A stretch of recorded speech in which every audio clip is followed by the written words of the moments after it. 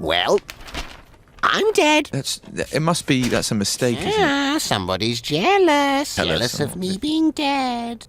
Hello all, and welcome to episode 2 of this multi-part Don't Hug Me, I'm Scared theory series, where we explore every single thing we possibly can. If you haven't seen the first video, there's a link you can click up here on the top right-hand side of the screen to go do so, and I would recommend watching that one first if you haven't. In this episode, we are going to discuss the idea of alternate versions of Red Guy, Yellow Guy, and Duck. While people can easily infer this based on this beautiful and not concerning drawer that Leslie has in her attic, we are, like always, going to take this a step farther. We take this so far, in fact, that this will be the longest and most in-depth video in this series, so strap in and keep all arms and legs inside the vehicle.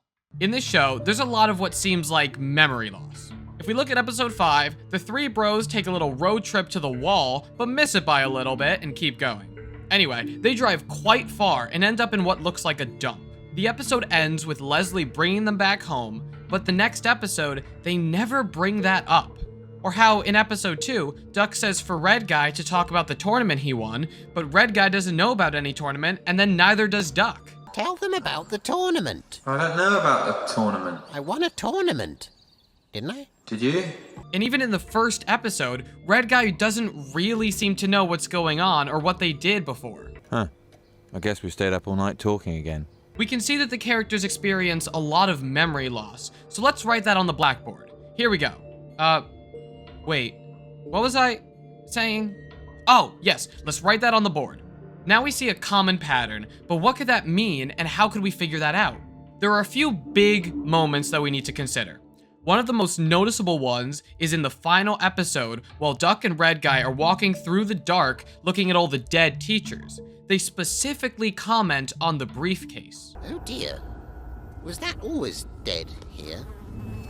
No, wait, do we know him? There is a clear lack of memory here, so let's write that down. The next big moment is the lack of conversation about them being in a dump that we mentioned earlier, so we can write that down too. The next thing we should consider, but sadly the most complicated one as well, is the ending of the show. Once Yellow Guy's batteries are swapped back into Electracy, yes, that's her name, Yellow Guy instantly forgets about what the book means or represents. This may seem normal, considering Yellow Guy is insanely forgetful, but this is insanely important. While yes, we established that Yellow Guy is forgetful and stupid, he is not that forgetful. If we go back to the Big Day song, Yellow Guy is able to keep up with everything that they are doing and spend between 57 to 59 seconds continuing to cook the shepherd's pie and get ready for this big day until he finally forgets what they're doing. Big day. What are we doing? Also in this episode, Yellow Guy is able to leave Duck's funeral for about 13 minutes for us, and then still remember where they buried Duck to be able to dig him back. In episode 1, Yellow Guy is not only able to remember to do his job for 40 hours, but he also has a wife and a kid that we can see him actively not forgetting. Now, we could say that the book is just too smart for Yellow Guy to comprehend, so when he sees the shredder, he remembers what that does, but I still don't think so.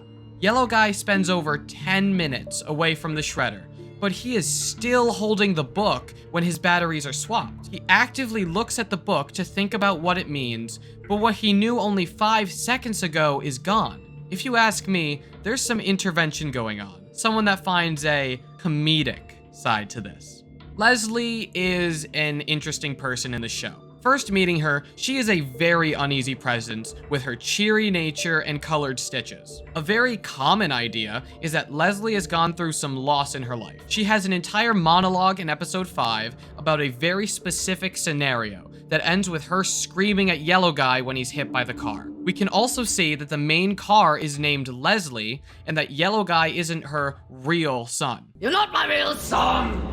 I'm not going to go into too much detail in this theory, considering how many people have gone over it, unless you guys want me to. But with this information and a few extra details, we can safely assume that Leslie's son David was fatally hit by Leslie's car, and her coping mechanism is through the Don't Hug Me, I'm Scared dolls, and that Yellow Guy specifically is meant to replace David in one way or another.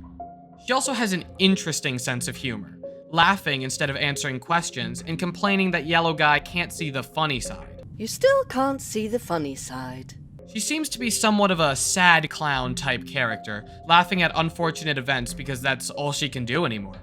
There's one more thing I want to look at before making a final conclusion. Back in the first show, there seemed to be a main target for every episode. Yellow Guy was the sketchbook's least favorite student, even going to the extent of ruining his picture and making fun of his favorite color. In Love, Yellow Guy was not just the main target, but the only target. In Health, Yellow Guy was forced to eat Duck. In Dreams, Yellow Guy was once again the only target, being tortured by every teacher, including ones that didn't even show up yet. Now, in the latest show, Yellow Guy was the target for the job accident, and while something bad happened to Duck because of the care hound, it didn't last very long and was a lot less excessive than Yellow Guy's. In Death, Yellow Guy is the only character in distress about what's going on with Duck and never seeing him again. In Family, Yellow Guy is the target for the family until Roy steps in. In Friendship, Yellow Guy is once again the only target. In Transport, we see David as the target through Yellow Guy's eyes. This one is very important. We know that Yellow Guy represents David, and we know who is pulling the strings. No matter what, we know that Leslie is targeting Yellow Guy for some reason or another. We might be able to speculate that Leslie feels that since David was a target before, he always has to be now, but I don't think we have enough evidence to come up with a reason right now, so let's hold off trying to figure that out. Now, back to the book and this very strange series of events. Yellow Guy has the worst memory loss that he possibly could have had, a seemingly impossible memory loss based on previous events, and we know how Leslie always tortures Yellow Guy, so we can assume that there was some string pulling going on right here. I'm onto you, Leslie. I'm onto you. Anyway, let's keep this idea on the back burner and approach this later when we get some more information. Hey, are you gonna... You should take it off now. It looks ready. All right, it's starting to burn. Did you hear me? It's starting to burn. Hey, it's burning. It's on fire. Take it off. Oh, great. Look what you did. The fire department's gonna come and mess up my blackboard, and I'm gonna have to write everything again. All right, now that that's taken care of, let's go back to the idea of memory loss, so let's go back to the blackboard. We have written down here some vital times to look at. We have forgetting about what happened before the beginning of the show, the briefcase in episode 6, forgetting about episode 5, and now we can add one more. Yellow Guy forgetting about the book. Let's restructure this board so that all the events are in linear order. Now we can see this a bit better, but what could connect all of these dots? No, not literally. Come on, let's get serious. Actually, that gave me an idea. Let's go back to the intro of the first 5 episodes. Let's put them all up like a game of spot the difference. I think we can easily say that these are all the same house, so we can just use one of the instances. There we go, less clutter. But if we play a game of spot the difference, we need something different. Let's use the house at the end of episode 5. There we go. Those are some good differences. All right, so let's see what we can find. The second house has a lot of details like wall protrusions that the old house doesn't have. The curtains are completely different. There is only one visible tree, and there is a driveway on the second house that isn't present on the first one. This is very interesting. Let's remember that these two are very different. Now, let's change the houses we are looking at. Let's move the second house to the left and compare it to the intro house in the 6th episode. Right off the bat, these two houses look identical. We can see wall protrusions, the driveway, the new curtains, but there is something different. First house has all this yarn and furniture lying around. I think it's very possible that when we see this dollhouse in episode 5, it's still under construction, and here we see a finished product. And if we go back to our blackboard, look at that. It fits perfectly in this space. In between episodes 5 and 6, the cast seemingly loses their memories of at least the previous day, right as the dollhouses switch. Let's see if there are any more patterns like that we can find. We have this spot here in episode 1 that talks about memory loss, and episode 1 is the first time we ever see any dollhouse, and the sets are completely different from the original YouTube show, so we could safely put that first dollhouse above it. Now we can write in dollhouse 1 and dollhouse 2 in their positions. But wait, we still have more spots to fill in, forgetting about the briefcase and forgetting about the book. Both of these are going to be a lot harder to find, but not impossible. So let's think. Is there ever another dollhouse? Man, it feels like I'm losing my head here. Wait! You know what time it is? Let's play another Spot the Difference! Let's put up that first picture, Jaina. Sorry, up there. Well, great! With this work ethic, you're getting a raise. Now, let's put up the picture of our previous dollhouse. Ooh, this is a tricky one. Let's see what's different. Contestant 1, any ideas? Everything? Congratulations! You win! Wait, what? Seriously? Oh my. Almost everything is different with this dollhouse. For one, it has one more floor than the last. 2, this one opens. 3, this one has round windows. This is weird. It's not the same dollhouse that we started the episode with, but yet we can see Red Guy and Duck inside the kitchen. But that's also not where they are, is it? Let's go back a few seconds. We can see Red Guy and Duck in a dark void with only a floor and random objects, plus a toilet for some reason. The floor tiling is the same as in the kitchen, but something is very different. We see the old teachers from the first show. Not only that, but the fridge they are leaning on while waiting for Yellow Guy is the intro fridge, not the current fridge in their kitchen. Wait, this episode didn't have an intro, did it? No, and we also don't see the sketchbook either. We see Roy and Tony the Talking Clock, yes, also his name, in the actual show, so this one isn't weird, but yes, it still is. We haven't seen Roy since episode 3, this version of Tony has the appendages, and all of these teachers are dead. Something is very different here. We only have unused props in this area, so what if this isn't the kitchen, but instead, it's Leslie's prop box? This would also help us understand where Red Guy may have gone at the end of the original episode 6, considering he's out of the show. One thing that's different is that Red Guy has an awakening first. But after watching this show, I don't think that what Red Guy saw was real. We see him with a whole bunch of different Red Guys, but we also see this in Red Guy's family hallucination before changing locations. I think this might have been the same type of thing in the old episode 6. Now, I know this is going back on a lot of what we thought about the YouTube show, but Red Guy also went from not existing, to being in a desk job, to being back in the normal show in a random, seemingly endless IKEA-style void, especially considering this article right here. We can see that based on this sentence right here, that Red Guy sequence was based on the actual experiences of the creators of the show, and for right now, I'm going to have to end that discussion here. But don't worry, we will go back to this in the next episode, and I'll explain how this makes sense. Now back to the void. If this was a prop box, it doesn't seem to make sense why Red Guy and Duck would be in here. Why would they go from the house to a prop box and then back to the house? But what if I told you they went to a different house? Oh boy, you know what time it is. Spot the Difference! No! Anyway, let's look at this picture from the middle of episode 6. Everything looks fairly normal in this kitchen so far, but let's also put up this picture of the kitchen while they are shredding the book. Can you see it? Right in the back, there is a painting of a horse. From the beginning to the middle of this episode, the horse is on fire, but in the final scene, the horse is perfectly normal. Not only that, but when Duck is taking Yellow Guy's batteries and putting them back into Electracy, we once again see this fridge, and there is nothing similar with this layout. Like how Duck puts the batteries in Electracy while she is on the floor, but somehow she is magically waking back up while on the table. The next piece of evidence is with this final dollhouse. We can see Yellow Guy at the very top, but Leslie moves his doll to the kitchen.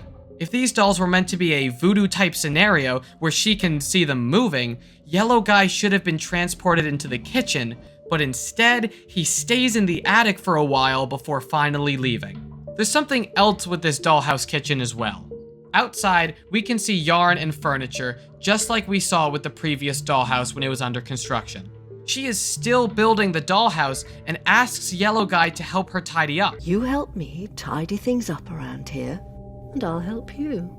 You could also say that there's all this yarn because of the power lines, but then how would all the yarn end up outside of the dollhouse rather than being contained in the kitchen like we normally see it? Same with the furniture.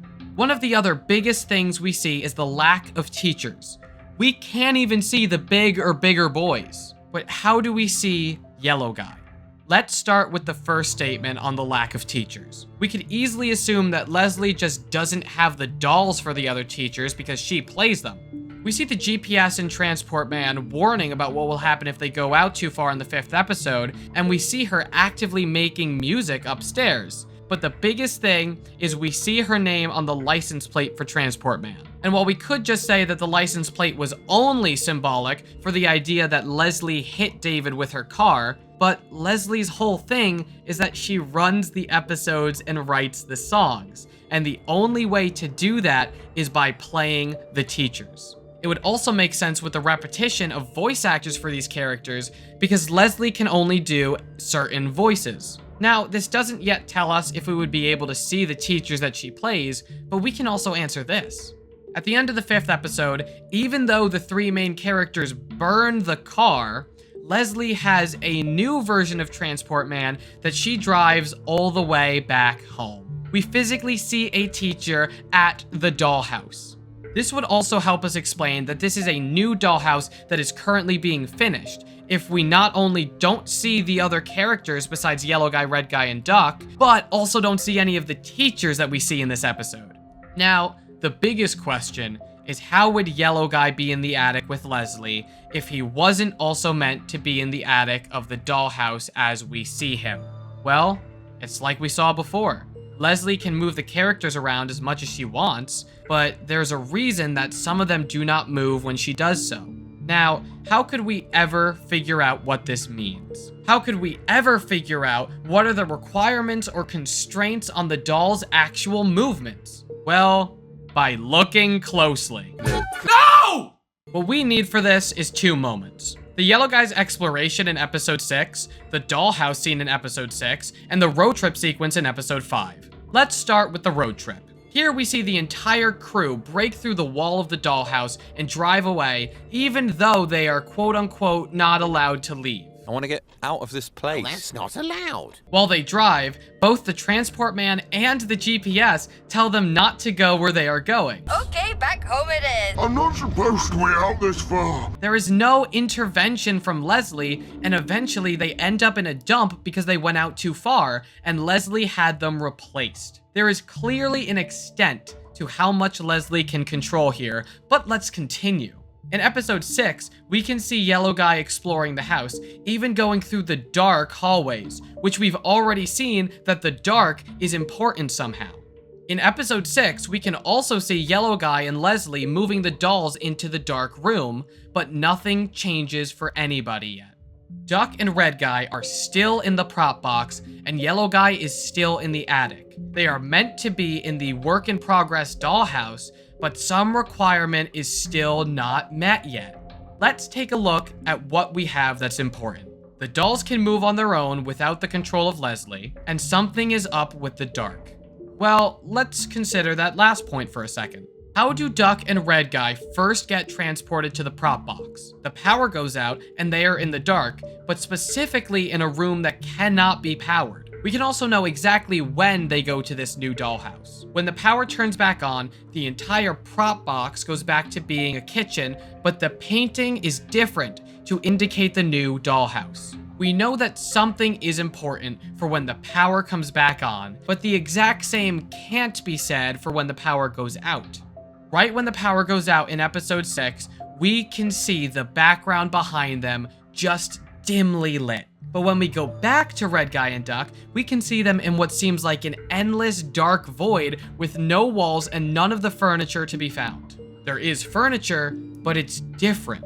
The transition to the prop box doesn't happen instantly, but we know it happens. One of the biggest indicators that can tell us what's happening is when Leslie tries to turn on the light in the dollhouse and says this. There.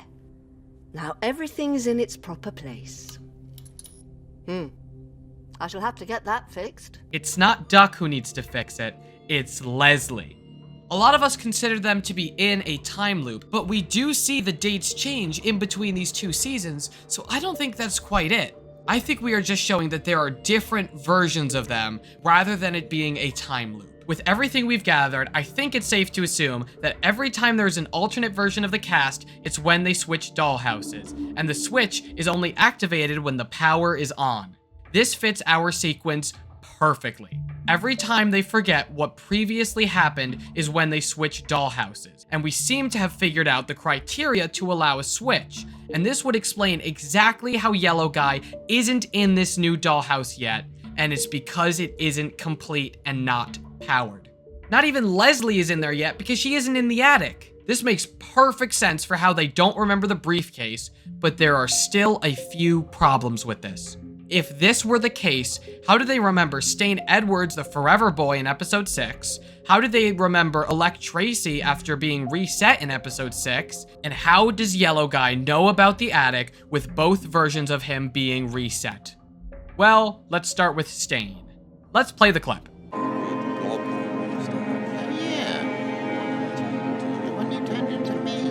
Now, this is a problem, but it isn't really.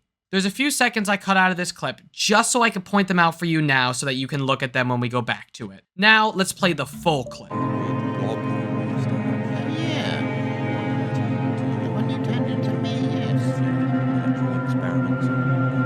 This little guy is confirmed to be Stain Edwards, the Forever Boy, and he is currently in the house while they are reminiscing, and they both know that they are experimenting on him. They are aware of what the other versions of Duck and Red Guy are doing. While we would assume that this would make them concerned about everything in this episode, they are. What's happening here? Today has gone all wrong. This is wrong. They constantly say throughout this episode that everything is all wrong, and we see them develop a love for electricity just like how the bigger boys are experimenting with it. We even see a part of Stain that is in this new dollhouse to show that the teachers and other characters have to be in these dollhouses. Let's move now to the next question. How do they remember Elect Tracy? Well, same reason. Elect Tracy is in the house after the reset.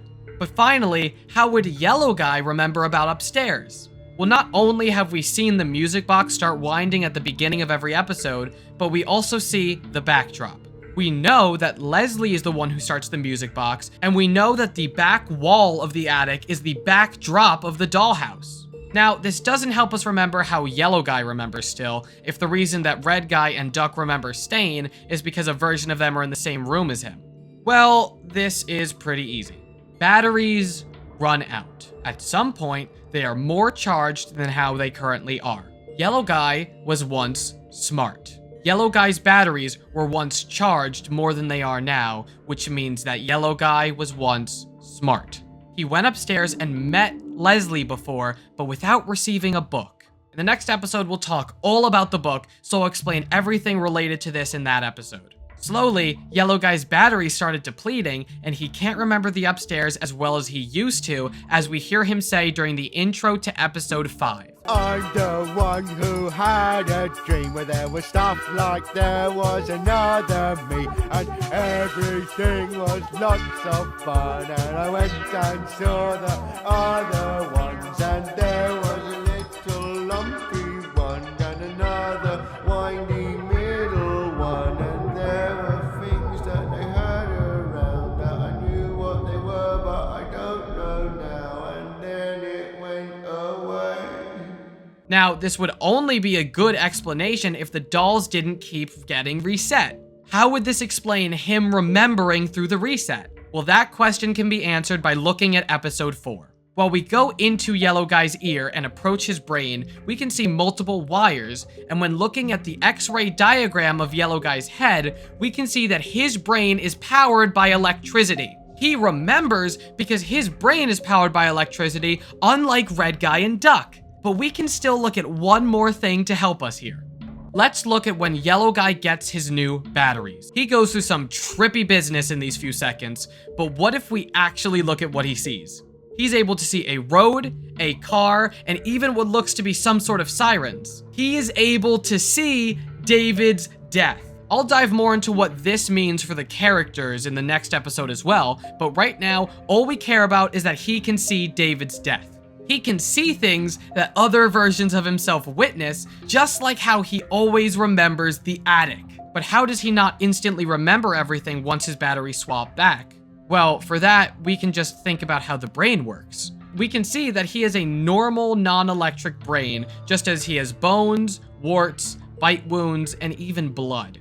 Just like with other muscles, when you don't use your brain, it starts to get weaker. When much of the brain is unused for a long period of time, the cells that establish specific connections start to lose those connections and the brain shrinks.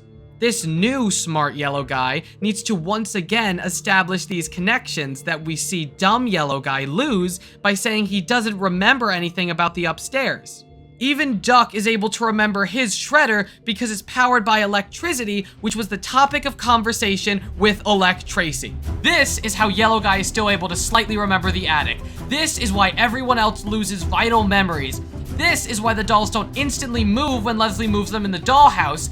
This is why the dollhouse keeps changing, and this is how we know that there are alternate versions of these characters. Holy balls, Scoob! In the next episode, I will be going into exactly what this means for the book, and I will also be making a part 2 video for the symbols based on a lot of questions that people have come up with in the comments, and it will feature a special guest that can tell us exactly how Yellow Guy's name is so long, and even where the hyphen is. So don't forget to click that bell icon after subscribing to get notified when that video is up. Before I end the video, I just want to honestly thank you all so much. The last video blew up and made me super emotional to see the amount of people that enjoyed it. This has honestly been a dream come true to get this far, but don't think that this is the end. I'm going to work even harder to make sure I keep all of you who subscribed entertained. And once again, honestly, thank you all so incredibly much.